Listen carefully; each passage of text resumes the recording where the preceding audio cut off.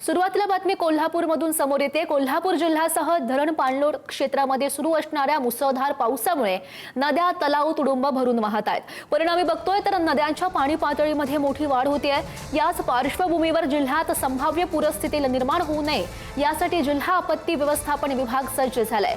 शिवाय एनडीआरएफ राष्ट्रीय आपत्ती व्यवस्थापनाचं पथक कोल्हापूरमध्ये दाखल झालंय। पन्हा तालुक्यातल्या बाजार भोगाव या ठिकाणी एनडीआरएफच्या पथकानं बोटीची चाचणी केली। जिल्हा आपत्ती व्यवस्थापन कक्षाकडच्या जवानांकडून स्थानिक नागरिकांना प्रशिक्षण देण्यात आलंय। तर इथे जरी अशी कुठली पूर परिस्थिती जर घडली तरी आम्ही त्याच्यासाठी आमच्याकडे एक पूर्ण पथक आहे जे 30 जवान सहित आलेले आहेत।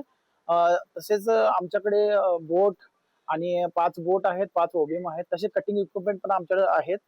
तर यासाठी आम्ही पूर्ण कोल्हापूरवासियांनी आश्वस्त करतो की काही जरी अशी घटना घडली तर त्याच्यासाठी आम्ही रिस्पॉन्ड देण्यासाठी आमच्या जीवाची पर्वा न करता आम्ही तुम्हाला वाचवण्यासाठी इथं 24 तास आम्ही हजर आहोत, याची आम्ही तुम्हाला हमी देतो।